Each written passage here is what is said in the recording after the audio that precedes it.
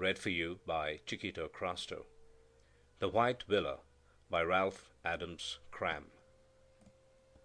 When we left Naples on the 8:10 train for Paestum, Tom and I, we fully intended returning by the 2:46, not because 2 hours' time seemed enough wherein to exhaust the interests of those deathless ruins of a dead civilization, but simply for the reason that, as our Indicatore informed us, there was but one other train, and that at 6:11, which would land us in Naples too late for the dinner at the Turners and the San Carlo afterwards. Not that I cared in the least for the dinner or the theatre, but then I was not so obviously in Miss Turner's good graces as Tom Rendel was, which made a difference. However, we had promised, so that was the end of it. This was in the spring of '88, and at that time the railroad which was being pushed onward to Reggio, whereby travellers to Sicily might be spared the agonies of a night on the fickle Mediterranean, reached no farther than Agropoli, some 20 miles beyond Paestum. But although the trains were as yet few and slow, we accepted the half-finished road with gratitude, for it penetrated the very centre of Campanian brigandage, and made it possible for us to see the matchless temples in safety, while a few years before it was necessary for intending visitors to obtain a military escort from the government, and military escorts are not for young architects. So we set off contentedly, that white May morning, determined to make the best of our few hours, little thinking that before we saw Naples again we were to witness things that perhaps no American had ever seen before. For a moment, when we left the train at Pesto and started to walk up the flowery lane leading to the temples, we were almost inclined to curse the same railroad. We had thought in our innocence that we should be alone, that no one else would think of enduring the long 4 hours' ride from Naples just to spend 2 hours in the ruins of these temples. But the event proved our unwisdom. We were not alone. It was a compact little party of conventional sightseers that accompanied us, the inevitable English family with the 3 daughters, prominent of teeth, flowing of hair, aggressive of scarlet Murrays and Baedekers, the 2 blonde and untidy Germans, a French couple from the pages of La Vie Parisienne, and our old man of the sea, the white-bearded Presbyterian minister from Pennsylvania, who made our life miserable in Rome at the time of the Pope's Jubilee. Fortunately for us, this terrible old man had fastened himself upon a party of American school-teachers travelling en cook, and for the time we were safe. But our vision of 2 hours of dreamy solitude faded lamentably away. Yet how beautiful it was, this golden meadow, walled with far violet mountains, breathless under a May sun, and in the midst, rising from tangles of asphodel and acanthus, vast in the vacant plain, 3 temples, one silver grey, one golden grey, and one flushed with intangible rose, and all around nothing but velvet meadows stretching from the dim mountains behind, away to the sea, that showed only as a thin line of silver just over the edge of the still grass. The tide of tourists swept noisily through the basilica and the temple of Poseidon, across the meadow to the distant temple of Ceres, and Tom and I were left alone to drink in all the fine wine of dreams that was possible in the time left us. We gave but little space to examining the temples the tourists had left, but in a few moments found ourselves lying in the grass to the east of Poseidon, looking dimly out towards the sea, heard now but not seen, a vague and pulsating murmur that blended with the humming of bees all about us. A small shepherd boy with a woolly dog made shy advances of friendship, and in a little time we had set him to gathering flowers for us, asphodels and bee orchids, anemones, and the in the moan of the sea, and it was very still. Little thin green iris, so fairy-like and frail. The murmur of the tourist crowd had merged itself suddenly. I heard the words I had been waiting for, the suggestion I had refrained from making myself, for I knew Thomas.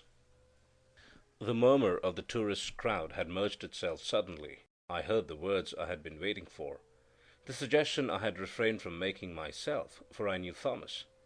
"I say, old man, shall we let the 2:46 go to thunder?" I chuckled to myself. "But the Turners? They be blowed. We can tell them we missed the train." "That is just exactly what we shall do," I said, pulling out my watch, "unless we start for the station right now." But Tom drew an acanthus leaf across his face and showed no signs of moving, so I filled my pipe again, and we missed the train. As the sun dropped lower towards the sea, changing its silver line to gold, we pulled ourselves together, and for an hour or more sketched vigorously. But the mood was not on us. It was "too jolly fine to waste time working," as Tom said. So we started off to explore the single street of the squalid town of Pesto that was lost within the walls of dead Poseidonia. It was not a pretty village, if you can call a rut-driven lane and a dozen houses a village, nor were the inhabitants thereof reassuring in appearance. There was no sign of a church, nothing but dirty huts, and in the midst one of two stories, rejoicing in the name of Albergo del Sole, the first story of which was a black and cavernous smithy, whose certain swarthy knaves looked like banditti out of a job, sat smoking sulkily. "We might stay here all night," said Tom, grinning askance at this choice company, but his suggestion was not received with enthusiasm. Down where the lane from the station joined the main road stood the only sign of modern civilization, a great square structure, half villa, half fortress, with round turrets on its four corners, and a 10-foot wall surrounding it. There were no windows in its first story, so far as we could see, and it had evidently been at one time the fortified villa of some Campanian noble. Now, however, whether because brigandage had been stamped out, or because the villa was empty and deserted, it was no longer formidable. The gates of the great wall hung sagging on their hinges, brambles growing all over them, and many of the windows in the upper story were broken and black. It was a strange place, weird and mysterious, and we looked at it curiously. "There is a story about that place," said Tom with conviction. It was growing late. The sun was near the edge of the sea as we walked down the ivy-grown walls of the vanished city for the last time, and as we turned back a red flush poured from the west and painted the Doric temples in pallid rose against the evanescent purple of the Apennines. Already a thin mist was rising from the meadows, and the temples hung pink in the misty grayness. It was a sorrow to leave the beautiful things that we could run no risk of missing this last train, so we walked slowly back towards the temples. "What is that Johnny waving his arm at us for?" asked Tom suddenly. "How should I know? We are not on his land, and the walls don't matter." We pulled out our watches simultaneously. "What time are you?" I asked. "6 minutes before 6. And I am 7 minutes. It can't take us all that time to walk to the station. Are you sure the train goes at 6:11? "Dead sure," I answered, and showed him the indicatore. By this time a woman and two children were shrieking at us hysterically. But what they said I had no idea, their Italian being of a strange and awful nature. "Look here," I said, "let's run. Perhaps our watches are both slow. Or perhaps the timetable has changed." Then we ran, and the populace cheered and shouted with enthusiasm. Our dignified run became a panic-stricken rout, for as we turned into the lane, smoke was rising from beyond the bank that hid the railroad. A bell rang. We were so near that we could hear the interrogative "Pronte?" the impatient "Partenza?" and the definitive "Andiamo!" and the train was 500 yards away, steaming towards Naples, when we plunged into the station as the clock struck 6, and yelled for the station master. He came, and we indulged in crimination and recrimination.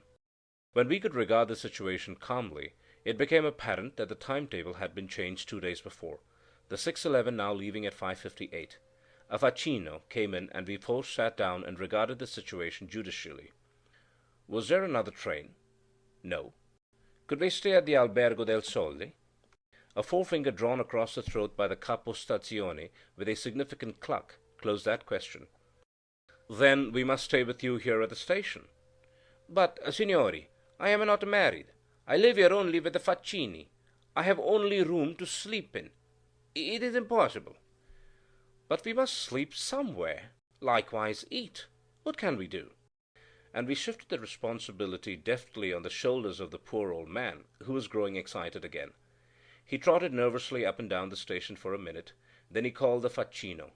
"Giuseppe, go up to the villa and ask if two forestieri who have missed the last train can stay there all night." Protests were useless. The faccino was gone, and we waited anxiously for his return. It seemed as though he would never come.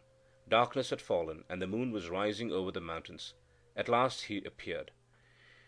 "The signori may stay all night, and welcome, but they cannot come to dinner, for there is nothing in the house to eat." This was not reassuring, and again the old station master lost himself in meditation.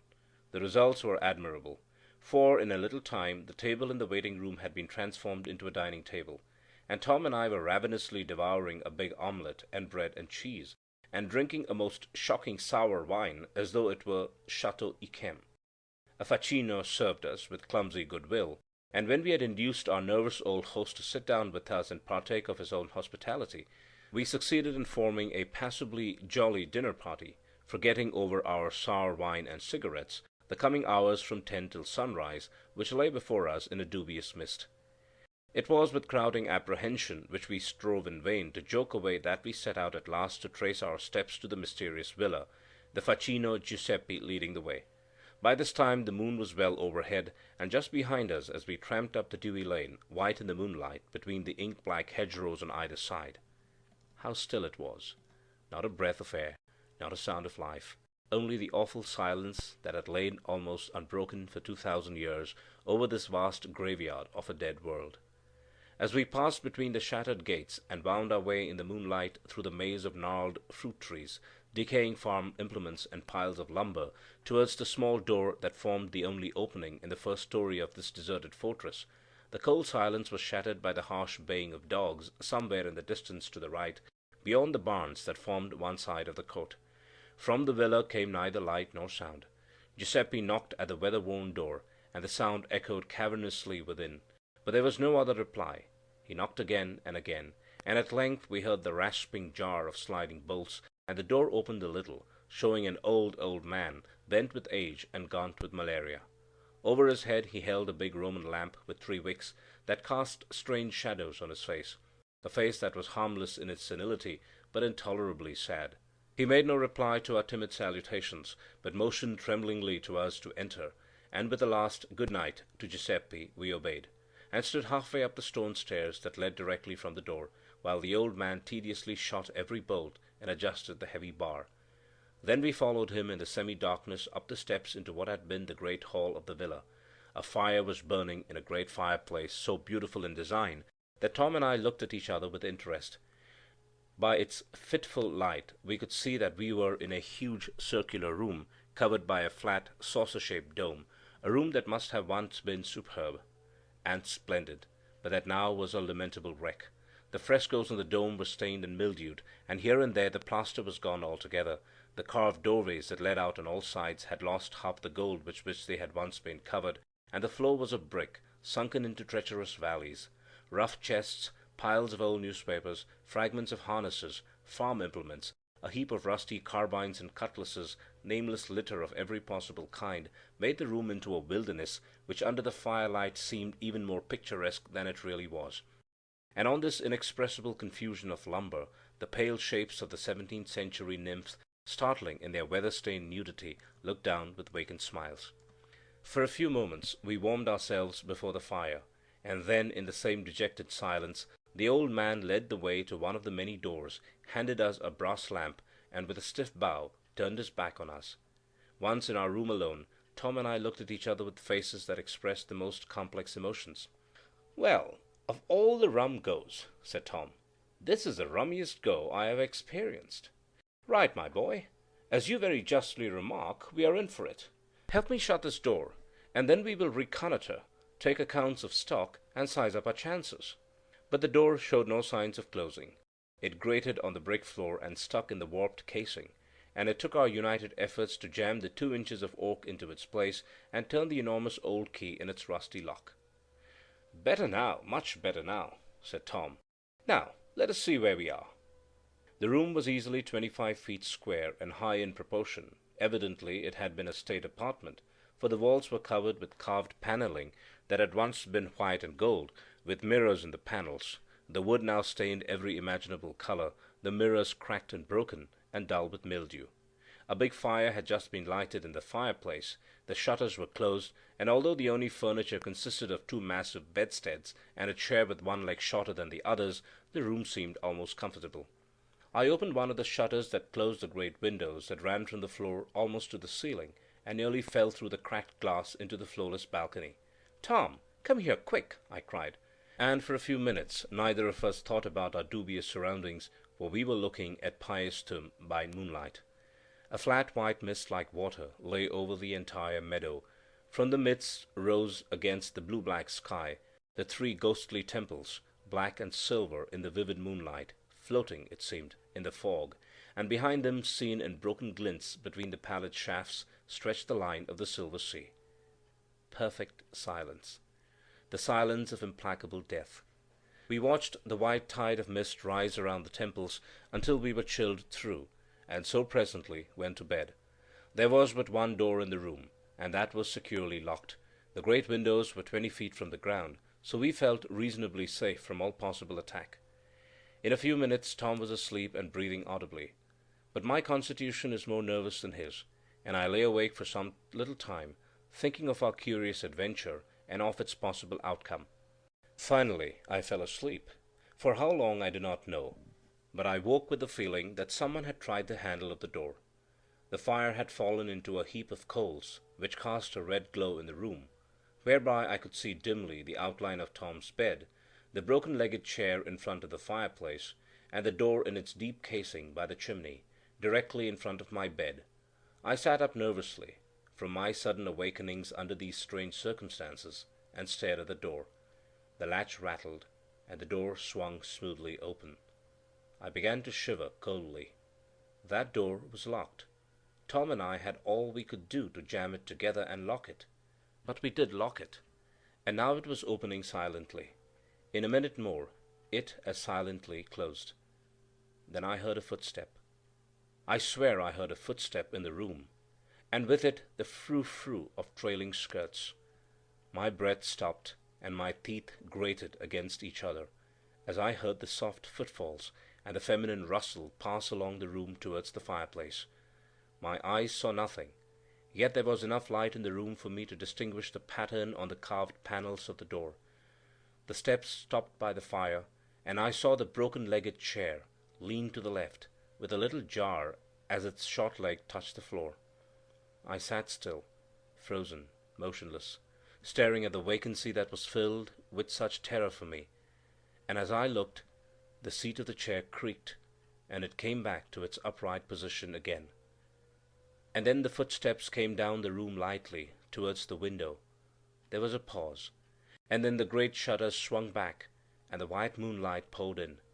Its brilliancy was unbroken by any shadow, by any sign of material substance. I tried to cry out, to make some sound, to awaken Tom. This sense of utter loneliness in the presence of the inexplicable was maddening. I don't know whether my lips obeyed my will or no. At all events, Tom lay motionless, with his deaf ear up, and gave no sign. The shutters closed as silently as they had opened. The moonlight was gone, the firelight also, and in utter darkness I waited. If I could only see, if something were visible, I should not mind it so much. But this ghastly hearing of every little sound, every rustle of a gown, every breath, yet seeing nothing, was soul-destroying. I think in my abject terror I prayed that I might see, only see, but the darkness was unbroken. Then the footsteps began to waver fitfully, and I heard the rustle of garments sliding to the floor, the clatter of little shoes flung down, the rattle of buttons, and of metal against wood. Rigor shot over me, and my whole body shivered with collapse as I sank back on the pillow, waiting with every nerve tense, listening with all my life. The coverlid was turned back beside me, and in another moment the great bed sank a little as something slipped between the sheets with an audible sigh. I called to my aid every atom of remaining strength, and with a cry that shivered between my clattering teeth, I hurled myself headlong from the bed onto the floor. I must have lain for some time stunned and conscious, for when I finally came to myself it was cold in the room.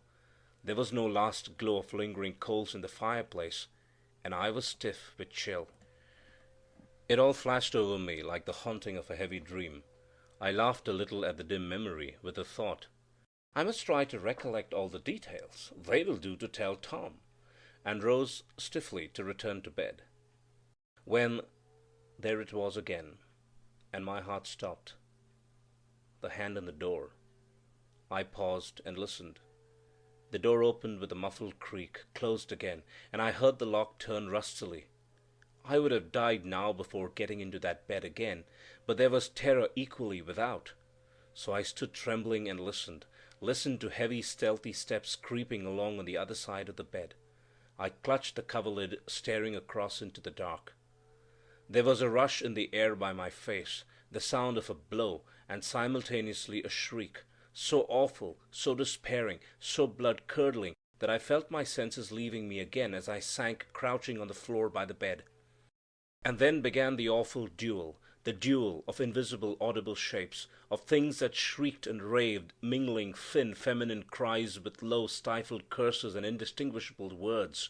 Round and round the room, footsteps chasing footsteps in the ghastly night, now away by Tom's bed, now rushing swiftly down the great room, until I felt the flash of swirling drapery on my hard lips. Round and round, turning and twisting, till my brain whirled with the mad cries. They were coming nearer.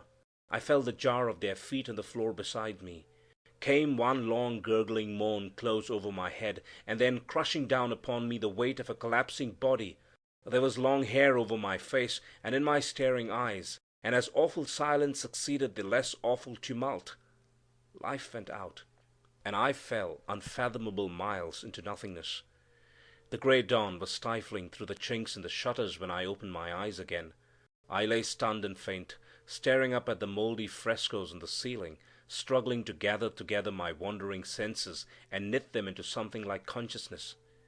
But now as I pulled myself little by little together, there was no thought of dreams before me. One after another the awful incidents of that unspeakable night came back, and I lay incapable of movement, of action, trying to piece together the whirling fragments of memory that circled dizzily around me. Little by little it grew lighter in the room. I could see the pallid lines struggling through the shutters behind me, grow stronger along the broken and dusty floor. The tarnished mirrors reflected dirtily the growing daylight. A door closed far away, and I heard the crowing of a cock. Then, by and by, the whistle of a passing train.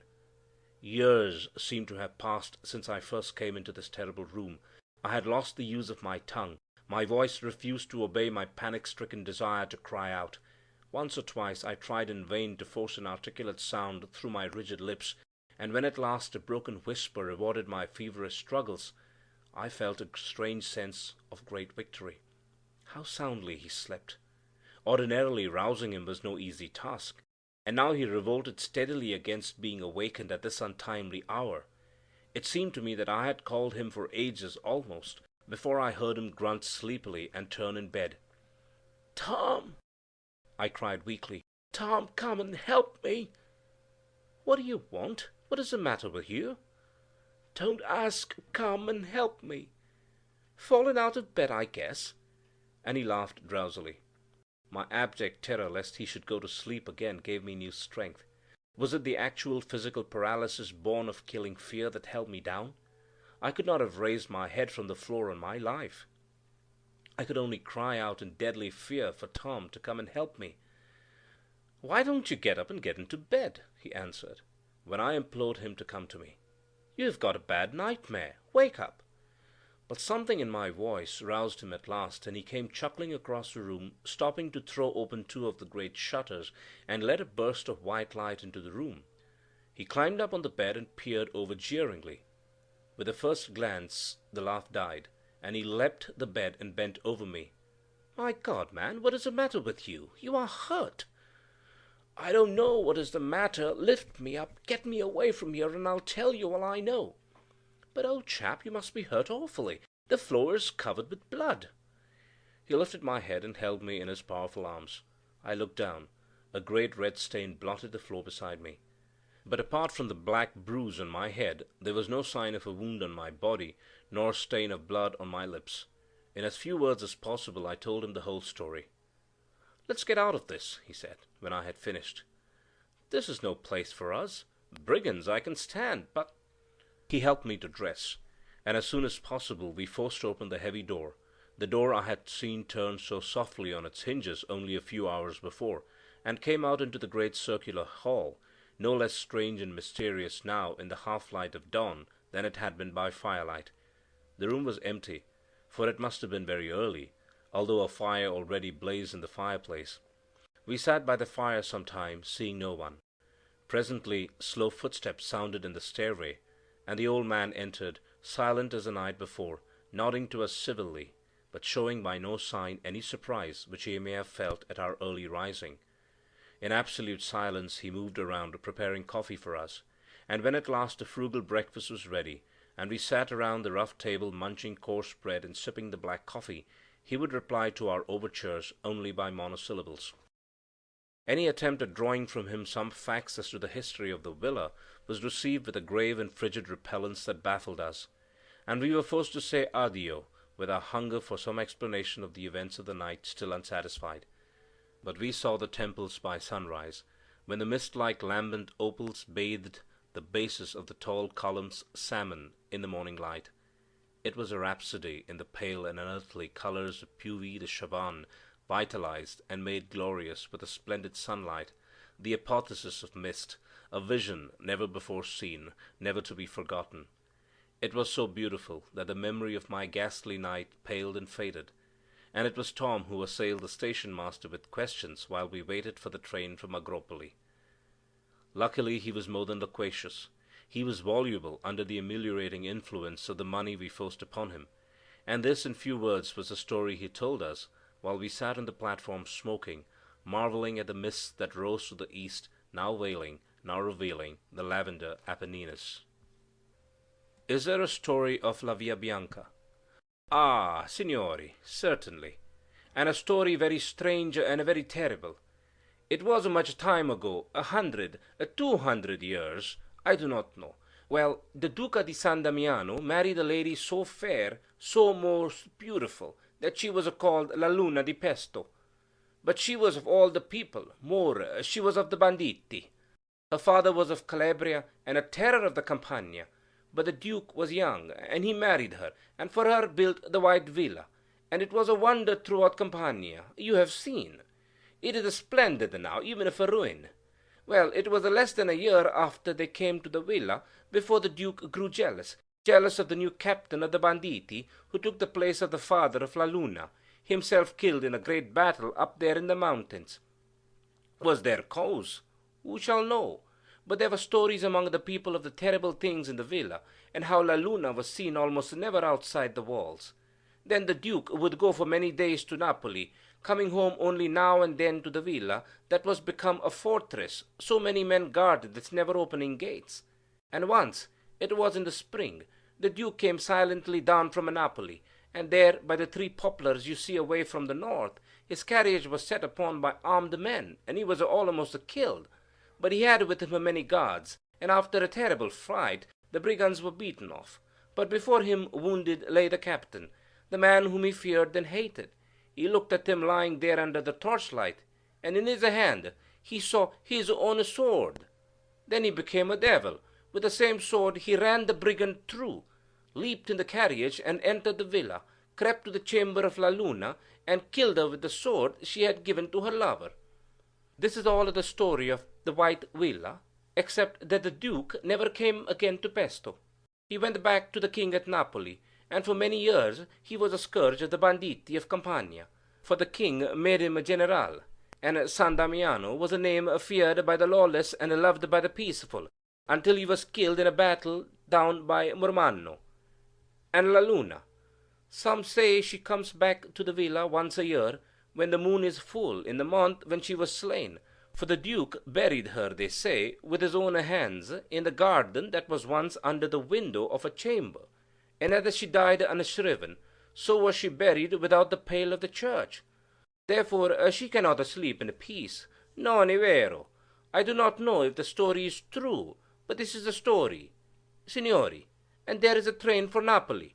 Ah, grazie, signori, grazie tanto. Arrivederci, signori, arrivederci. End of The White Villa by Ralph Adams Cram. Read for you by Chiquito Crasto, Birmingham, Alabama.